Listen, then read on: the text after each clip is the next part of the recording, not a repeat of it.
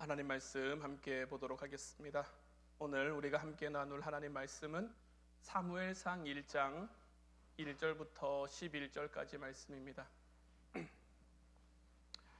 사무엘상 1장 1절부터 11절까지 말씀, 우리 다 같이 한 목소리로 말씀 함께 보도록 하겠습니다. 에브라임 산지 라마 다임 소빔에 에브라임 사람 엘가나라 하는 사람이 있었으니 그는 여로함의 아들이요 엘리후의 손자요 도후의 증손이요 수베의 현손이더라. 그에게 두 아내가 있었으니 한 사람의 이름은 한나요 한 사람의 이름은 브닌나라. 브닌나에게는 자식이 있고 한나에게는 자식이 없었더라. 이 사람이 매년 자기 성읍에서 나와서 실로에 올라가서 만군의 여호와께 예배하며 제사를 드렸는데 엘리의 두 아들 홈니와 비느하스가 여호와의 제사장으로 거기에 있었더라. 엘가나가 제사를 드리는 날에는 제물의 분깃을 그의 아내 브닌나와 그의 모든 자녀에게 주고 한나에게는 갑절을 주니 이는 그를 사랑함이라.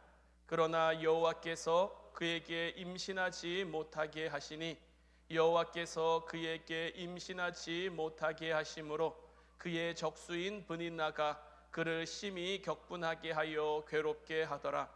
매년 한나가 여호와의 집에 올라갈 때마다 남편이 그같이 하매 브닌나가 그를 격분시키므로 그가 울고 먹지 아니하니 그의 남편 엘가나가 그에게 이르되 한나여 어찌하여 울며 어찌하여 먹지 아니하며 어찌하여 그대의 마음이 슬프냐?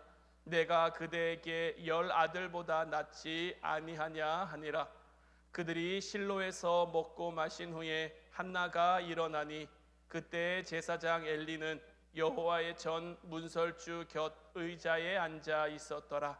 한나가 마음이 괴로워서 여호와께 기도하고 통곡하며 서원하여 이르되 만군의 여호와여 만일 주의 여종의 고통을 돌보시고 나를 기억하사 주의 여종을 잊지 아니하시고 주의 여종에게 아들을 주시면 내가 그의 평생에 그를 여호와께 드리고 삭도를 그의 머리에 대지 아니하겠나이다. 아멘. 할렐루야. 오늘도 주님을 예배하는 사랑하는 우리 화운 성도 여러분들 모두에게 하나님의 크신 은혜와 은총이 함께하기를 주님의 이름으로 축복해 드립니다.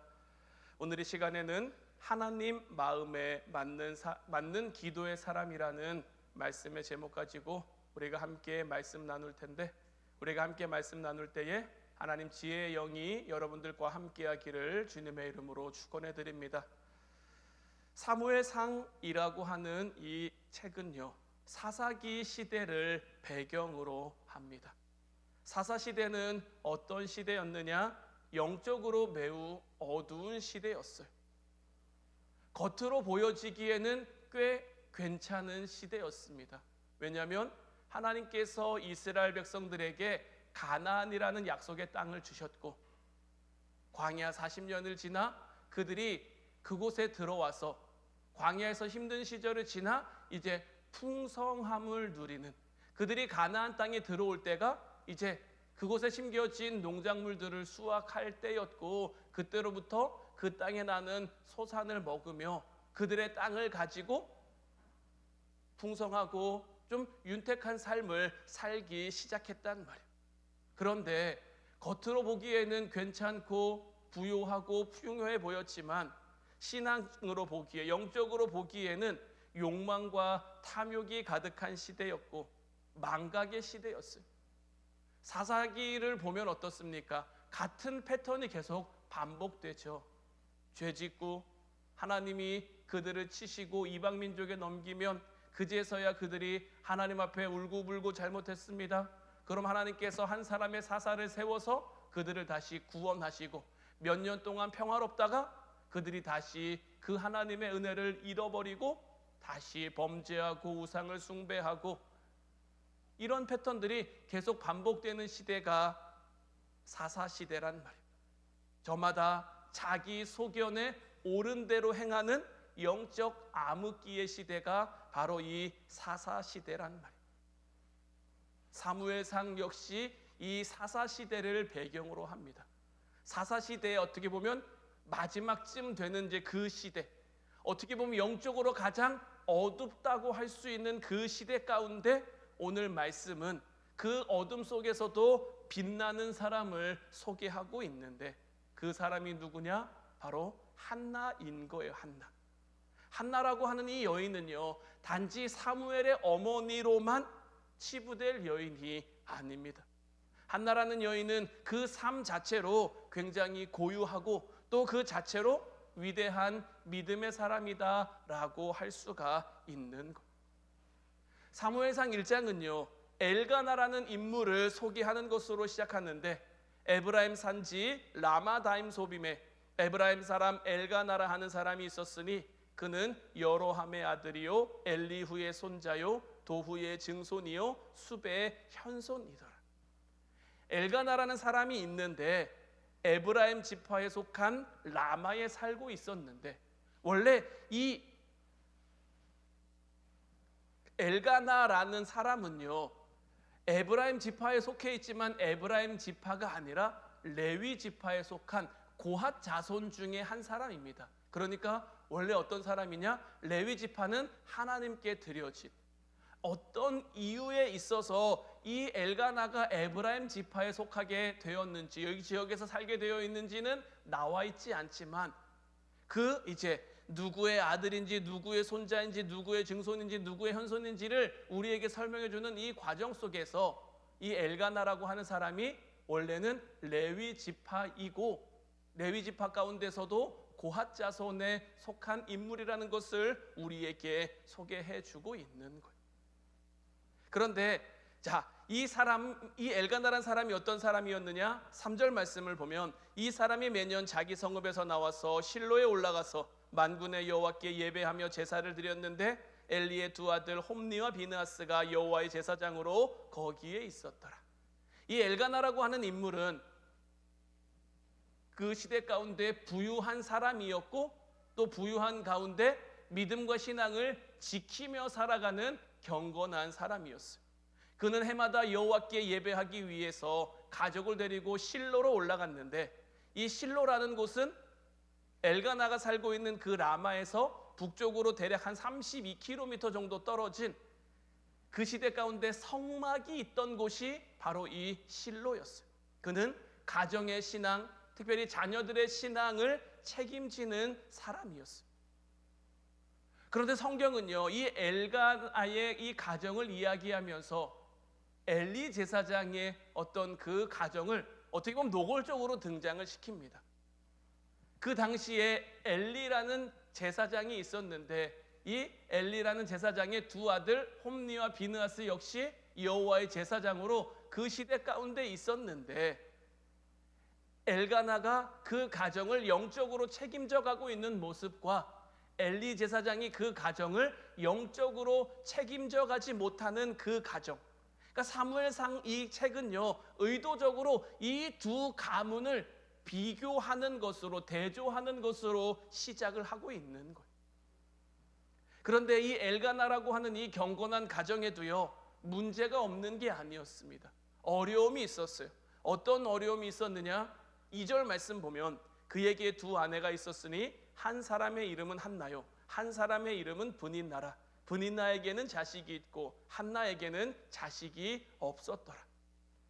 이 엘가나에게 한나와 브닌나라고 하는 두 아내가 있었는데, 단지 두 아내가 있었다라는 것이 문제가 아니라 브닌나에게는 자녀가 있고 한나에게는 자녀가 하나도 없었다라는 것이 문제였어요. 여기서부터 문제가 시작되고 있는 거예요. 이어서 4절부터 6절까지 말씀 보면, 엘가나가 제사를 드리는 날에는 제물의 분깃을 그의 아내 브닌나와 그의 모든 자녀에게 주고 한나에게는 갑절을 주니 이는 그를 사랑함이라. 그러나 여호와께서 그에게 임신하지 못하게 하시니 그의 적수인 브닌나가 그를 심히 격분하게 하여 괴롭게 했다라고 되어 있는데, 자, 한나에게 자녀가 없으니까, 그러니까 한나와 브닌나 중에 한나가 원래 부인이고 한나가 아이를 낳지 못하니까 그 시대 가운데 자녀가 있어야만 하니까 분인나라고 하는 두 번째 아내를 드리게 된 거예요.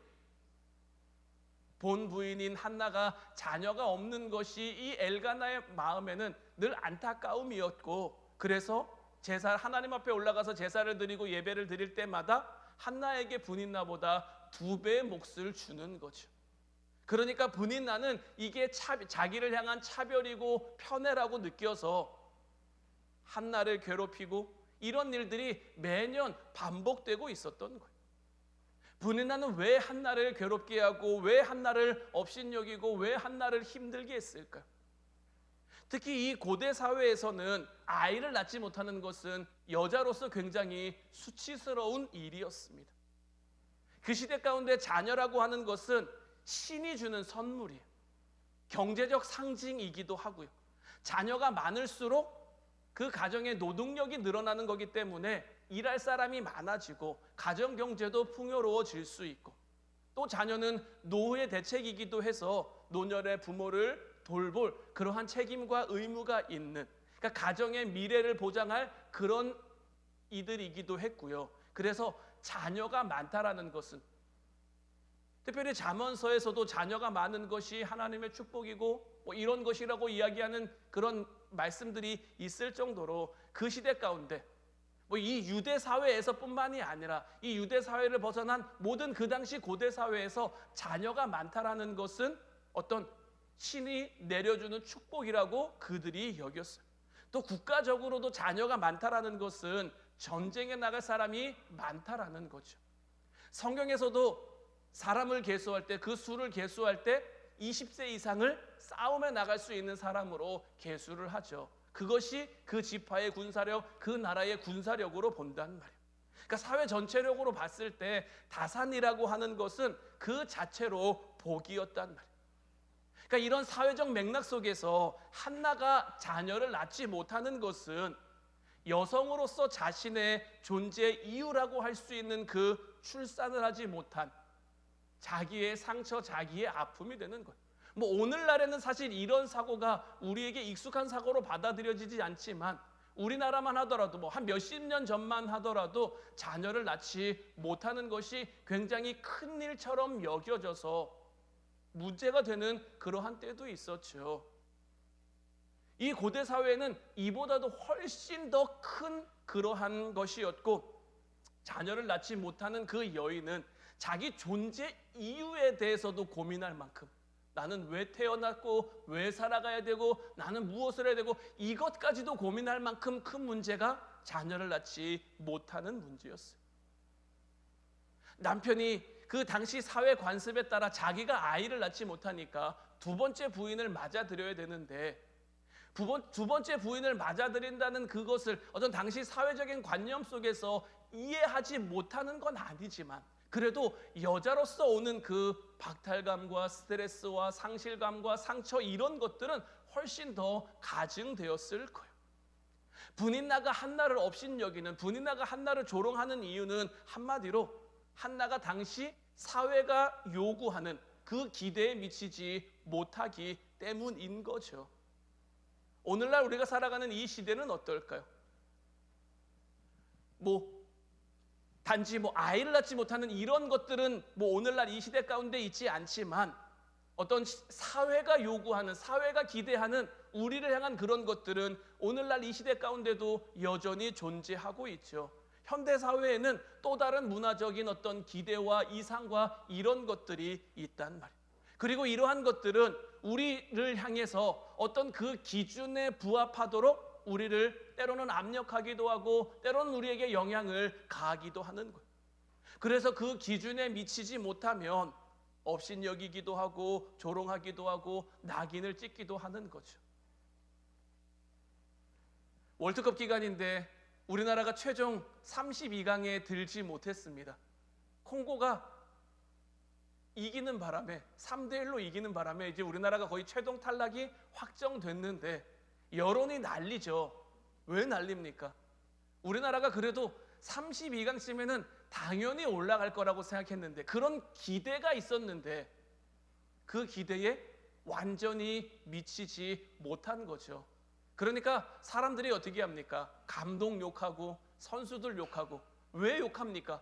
저마다가 가지고 있는 어떤 그런 기대가 있는 거예요. 그 기대가 있고 그 기대에 미치지 못하면 때로는 그것이 조롱으로, 때로는 그것이 비난으로, 때로는 그것이 손가락질로 나타나는 거란 말이에요. 비단 이런 것뿐만 아니라 저와 여러분들을 향한 이 시대가, 이 사회가, 아니면 우리 가정이 내게 주어진 그 역할이나 일터가 요구하는 그런 기대가 있는 것이고, 그 기대에 미치지 못하면 그것이 주는 그런 압력과 비난과 조롱과 손가락질이 있는 것인데, 여러분들이 가지고 있는 그 분인나와 같은 그런 역할들은 무엇입니까? 무엇이 여러분들을 괴롭게 하고 있으며 무엇이 여러분들을 힘들게 하고 있습니까? 한나의 고통을 우리가 더 이해하기 어려운 부분은 뭐냐? 한나의 태를 누가 닫았습니까? 5절 말씀에서도 그렇고요, 6절 말씀에서도 그렇고요, 두 번이나 연거푸 여호와께서 그에게 임신하지 못하게 했다. 여호와께서 그에게 임신하지 못하게 하심으로 이 말씀이 반복되고 있는 거죠. 한나의 고통이 더 컸던 이유는요, 하나님께서 자기를 향해 손가락질하는, 자기를 향해 어떻게 보면 악하게 대하고 있는 분인나에게는 자녀를 주시는데 왜 자기에게는 한 명도 자녀를 주지 않는지, 그걸 이해할 수 없고 그걸 받아들이지 못하면서 오는 그러한 힘듦이 훨씬 더 컸을 거예요. 우리도 기도하면서 언제 제일 힘듭니까? 하나님이 내 기도를 들어주시고 있는가? 하나님이 내 기도를 듣고 계신가? 이런 마음이 들기 시작하면, 때로는 내 주변에 보면 악한데도 잘 사는 사람 많아요. 나쁜데도 잘 사는 사람 많아요. 기도 안 하는 것 같은데 뭐가 하는 일마다 잘 되는 것 같고, 나는 열심히 기도하는 것 같은데 하나님이 왜 내 기도는 들어주시지 않을까? 이런 마음이 우리에게 들기 시작하면 우리의 마음은 걷잡을 수 없을 정도로 무너져 버릴 수 있단 말이에요. 한나도 마찬가지로 하나님이 왜 자기에게 자녀를 주지 않는지 도무지 이해할 수가 없었을 거예요. 오늘 보면 8절 말씀을 보면 그의 남편 엘가나가 그에게 이르되 한나여 어찌하여 울며 어찌하여 먹지 아니하며 어찌하여 그대의 마음이 슬프냐? 내가 그대에게 10 아들보다 낫지 아니하냐 하니라. 물론 이런 상황 가운데서 그 남편의 행동, 한나에게 굉장히 큰 위로가 됐을 겁니다. 근데 또 한편으로는 정말 위로가 됐을까 싶은 마음도 있는 게, 지금 분인나가 왜 격분합니까? 남편이 하는 행동 때문에 격분하고 있잖아요. 눈치가 있는 사람이지 눈치가 없는 사람이지 제가 한나가 아니라서 한나의 마음을 다 이해할 수는 없지만, 그의 남편 엘가나는 그래도 한나를 위로하기 위해 참 많이 애쓰고, 어떻게 보면 당시 자녀를 낳지 못하는 여인에게 수많은 편견이 뒤따를 수밖에 없는데, 그런 사회인데, 그러니까 주변에서도 엘가나를 향한 그런 얘기들이 있을 거란 말이야. 네 아내 한나는 왜 그러냐? 왜 자녀를 낳지 못하냐? 하나님이 사랑하지 않는 거 아니냐? 하나님이 한나를 치신 거 아니냐? 이런 얘기들이 물론 한나에게도 상처가 됐겠지만 엘가나에게도 이런 얘기들이 같이 들렸을 거고, 이런 얘기들이 엘가나에게도 어떻게 보면 힘듦과 스트레스와 어떤 그런 고통일 수 있지만, 그럼에도 불구하고 엘가나는 매년 한나를 위로하기 위해 예배를 드리고 난 후에는 2배 몫을 한나에게 주며 위로하기도 하고, 한나가 힘들어하고 좀 눈물 흘릴 때마다 그에게 가서 내가 그대에게 10 아들보다 낫지 않냐라고 이렇게 계속해서 위로하며 노력하는 모습을 보이는 것. 그러니까 엘가나는 그녀에게 없는 것, 자녀에게 집중하는 것이 아니라 이미 가진 것, 남편에게 집중할 수 있도록 그를 위로한 거죠. 그러니까 엘가나의 이런 말, 이런 모습, 이런 행동들은 한나에게 자녀가 있든 없든 당신은 내게 소중한 사람이라는 것이고, 이런 말과 태도는 한나에게 굉장히 큰 위로가 됐을 것이고 격려가 됐을 거예요. 그러나 한나는 여기에서 만족하고 여기서 위로를 얻지 않습니다. 우리가 이 세상을 살아가는 동안 제일 좀 잘해야 될 부분이 이런 거예요. 우리가 힘들 때, 우리가 어려울 때 우리를 위로하는 사람들이 있고, 그들에게서 분명히 힘을 얻을 수도 있고 위로를 얻을 수도 있습니다. 하나님이 우리에게 붙여주신 사람일 수도 있고요, 그래서 그들을 통해 힘을 얻을 수도 있지만, 결국 우리가 근본적으로 향해야 될 곳이 어디냐? 하나님이라는 거예요.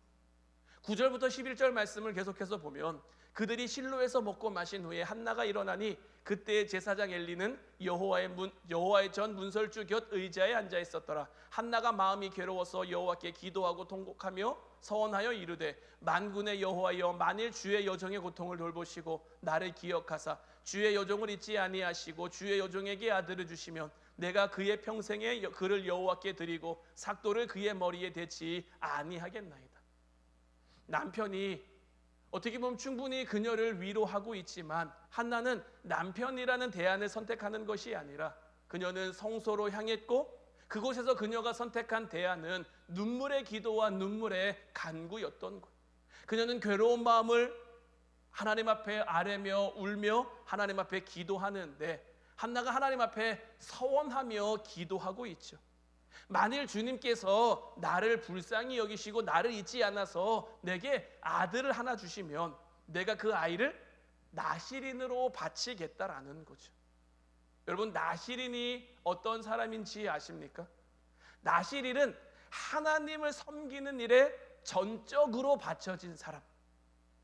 그런데 나시린으로 바쳐지는, 보통은 나시린으로 바쳐지는 그 기간이 있습니다. 내가 하나님 앞에 자녀를 아니면 나를 나시린으로 드릴 때 기간을 서원합니다. 일정 기간 동안. 그런데 지금 한나는 하나님 앞에 무엇을 기도하고 있습니까? 일시적인 기한 동안이 아니라 평생에 내게 주시는 자녀를 나시린으로 바치겠다라는 것. 그리고 오늘 우리가 보진 않았습니다마는 17절 18절 말씀을 보면 엘리가 대답하여 이르되 평안히 가라. 이스라엘의 하나님이 내가 기도하여 구한 것을 허락하시기를 원하노라 하니 이르되 당신의 여종이 당신께 은혜 있기를 원하나이다 하고 가서 먹고 얼굴에 다시는 근심빛이 없더라. 이 기도를 드린 다음에 한나는 엘리 제사장으로부터 평안한 마음으로 돌아가라는 말, 이스라엘의 하나님이 그대가 간구한 것을 허락할 것이다 라는 그러한 이야기를 듣죠. 그리고는 돌아가서 음식을 먹고 평안하게 지냅니다. 다시는 근심하지 않습니다. 어떻게 한나는 다시 슬퍼하지 않을 수 있었을까요? 하나님께서 그녀에게 자녀를 줄 거라는 것을 믿었기 때문일까요? 물론 그런 것도 있습니다. 한나는 하나님께서 자기 기도를 들으셨다라는 그 확신이 있었어요. 엘리 제사장이 그를 그렇게 축복해 준 것도 있고요. 하지만 이게 전부가 아닙니다. 한나의 슬픔이 사라진 이유는요, 이제 자신도 분이나처럼 자녀를 가질 수 있게 됐다라는 그런 기대 때문이 아닌 거예요. 사실 한나는 이 나시린의 서원 기도를, 평생 동안 내 자녀를 하나님 앞에 나시린으로 바치겠다라는 그 서원 기도를 드렸기 때문에 아들이 생겨도 내 아들이 아닌 그런 상황인 거예요. 이게 나시린으로 바쳐진다라는 의미인 거예요. 나시린은 레위인과 같은 거여서 하나님께 드려진 존재. 근데 레위인은 하나님의 일을 위해 드려진 존재라면요, 나시린은요 하나님 앞에 제물처럼 드려진 그러한 의미를 가지고 있는 거예요. 제물은 뭡니까? 하나님 앞에 그냥 바쳐지는 거예요. 어떻게 보면 죽음을 통과하는 그런 것이 제물인 거죠. 하나님 앞에 번제를 드릴 때, 아니면 뭐 화목제나 뭐 번제나 소제나 이런 것들을 드릴 때 어떻게 드립니까? 동물을 죽여서 드리는 거잖아요. 살아있는 동물을 드리는 제사는 없어요. 그러니까 내가 내 자녀를 아니면 나를 하나님 앞에 나시린으로 드린다라고 하는 건 뭐냐면요, 나의 모든 것, 생명까지도 하나님 앞에 다 드린다라는 의미인 거예요. 그러니까 한나의 슬픔이 사라진 이유가요, 자기도 이제는 하나님이 자녀를 주셔서 어떤 사회적인 기대와 요구, 어떤 이상에 맞춰 살아갈 수 있게 됐다라는 그러한 기대와 희망 때문이 아니라 오히려 반대인 거예요. 한나는 이제 그런 사회가 내게 요구하는 어떤 기대와 바람과 이런 것에 완전히 다 그냥 하나님 앞에 내려놓은 거예요. 아들을 가져야만 슬프지 않고 행복할 수 있다라는 어떤 자기가 가지고 있던 그런 기대를 하나님 앞에 온전히 다 내려놓은 거예요.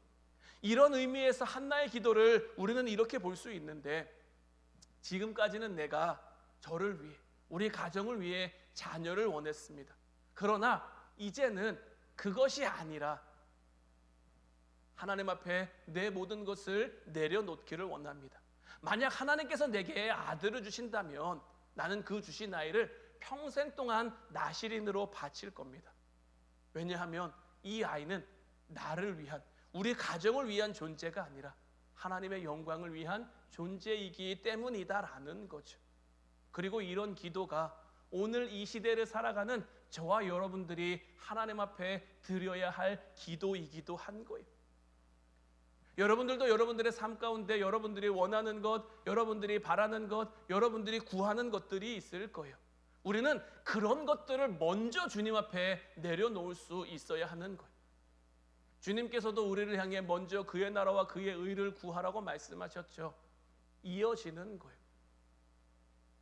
우리는 때로 기도할 때요, 하나님 앞에 실망하기도 하죠. 하나님 앞에 원망하기도 하죠. 왜냐하면 하나님이 내 바람을 들어주지 않는 것 같으니까요. 하나님이 내 기도를 들어주지 않는 것 같으니까요.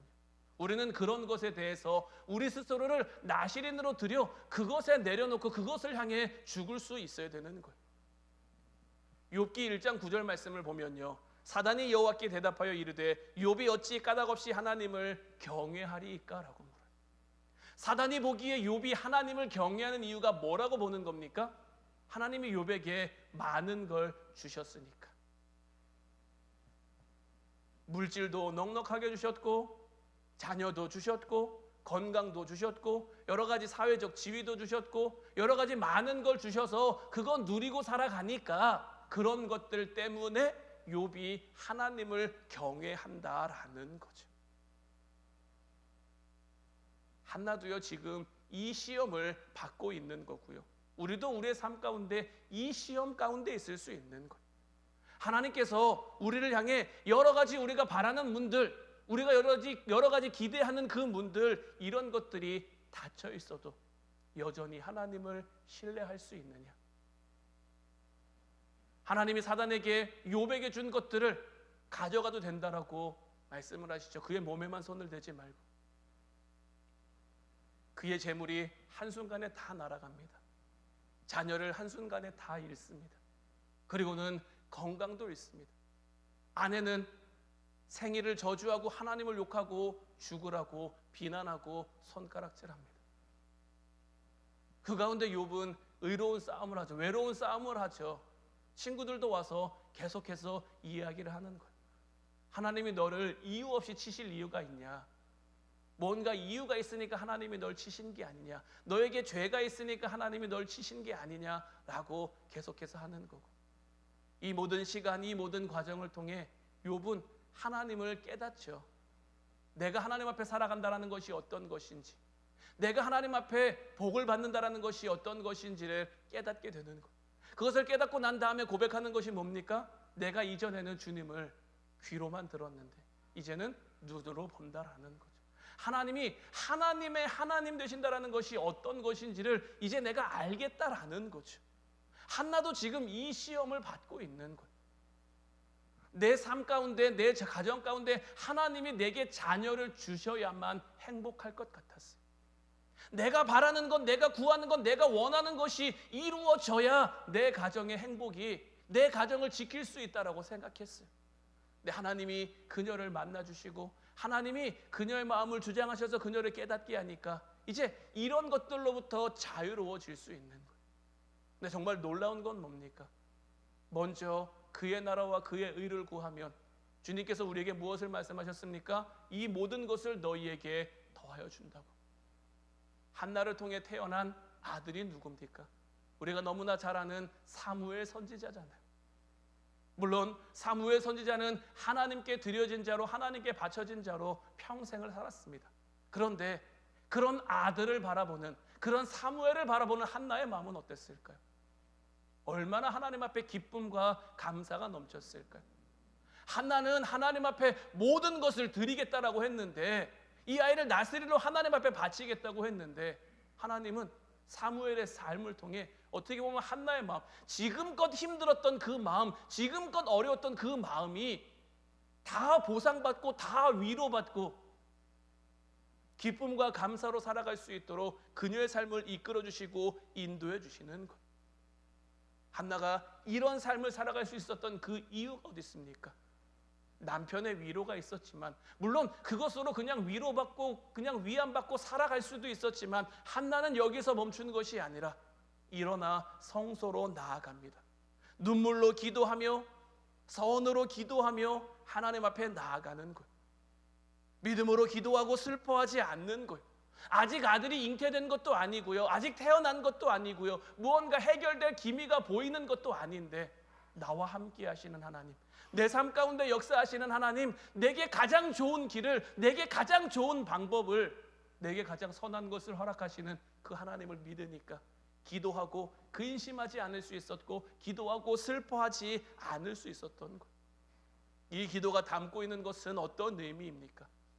내가 바라는 것, 내가 구하는 것들이 분명 있었지만, 이제는 그게 있으나 없으나 나와 함께 하시는 하나님을 내가 믿으니까, 나와 함께 하시는, 내 삶 가운데 역사하시는 그 하나님을 내가 확신하니까, 더 이상 내가 바라는 것들이 행복의 조건이 되는 게 아니라, 내가 구하는 것들이 어떤 기쁨의 조건들이 되는 것이 아니라, 하나님이 함께 하시는 것이 내게 기쁨의 조건이고 감사의 조건이고 이런 것이 된다라는 거죠.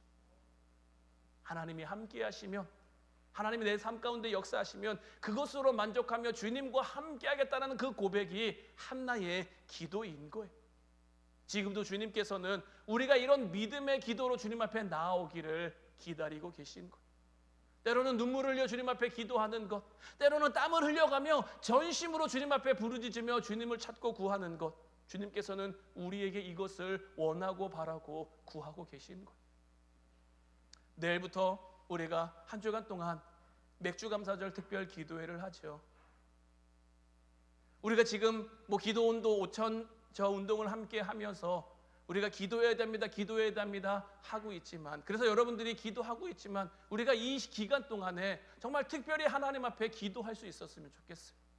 지금 내 삶을 힘들게 하고 있는 분인나와 같은 사람은 무엇인지, 분인나와 같은 문제인지 그것을 살펴보고, 내가 내 삶 가운데 나를 만족하게 할 만한 것들, 나를 기쁘게 할 만한 것이라고 내가 생각하는 것이 무엇인지도 좀 살펴보고, 이제 그런 것들보다 먼저 하나님 앞에 나아가는 것을 기뻐할 수 있는, 하나님으로 만족하며 하나님으로 감사하며 먼저 그의 나라와 그의 의를 구할 수 있는, 우리가 한 주간 동안 이런 기도의 제목을 가지고 이런 것을 붙들고 전심으로 하나님이 기뻐하신다면, 한나의 삶을 복되게 하신 그 하나님께서, 한나의 인생을 영광스럽게 만들어 가신 그 하나님께서 우리의 인생도, 우리의 삶도, 우리의 가정도 그렇게 만들어 주시지 않겠느냐라는 거죠. 믿음으로 우리가 한 주간 나아갔으면 좋겠어요. 믿음으로 한 주간 우리가 전심으로 기도할 수 있었으면 좋겠어요. 다른, 물론 우리의 필요도 있지만, 특별히 맥주감사절은 우리가 상반기의 삶을 결산하며 남은 하반기의 삶을 이제 준비하고 이제 나아가는 이제 그런 절기인데, 하나님, 이제 내가 지난 상반기 동안 바래왔던 것도 있고 구해왔던 것들도 있지만, 이제 이거 내려놓고 하반기의 삶은 전심으로 하나님을 구하며 전심으로 하나님 앞에 나아가는 기간이 되기를 원합니다. 여전히 내 마음을 갈등하게 하고, 여전히 내 마음을 근심하게 하고, 여전히 내 마음을 고민하게 하는 것들이 있다면, 이제 이것들 주님 앞에 다 내려놓기를 원합니다. 때로는 내 마음이 내 마음 같지 않아서 내 마음대로 되지 않으니, 주님 앞에 기도할 때에 주님이 친히 우리의 마음을 만져주시고, 주님이 친히 우리의 생각을 변화시켜 주셔서 믿음으로 승리하는 기간 되게 하시고, 그래서 우리가 맞이할 맥주감사절이 기쁨의 절기가 될 수 있도록, 진정한 감사로 하나님 앞에 나아가는 절기가 될 수 있도록 우리의 삶을 붙들어 주시고 이끌어 주시옵소서. 우리 함께 기도하며 절기를 준비할 수 있기를, 주님이 우리에게 바라시고 주님이 우리에게 기대하시는 것처럼 믿음의 기도로, 눈물의 기도로, 전심의 기도로 나아가는 저 여러분들 모두가 될 수 있기를 주님의 이름으로 축원해 드립니다. 기도하겠습니다.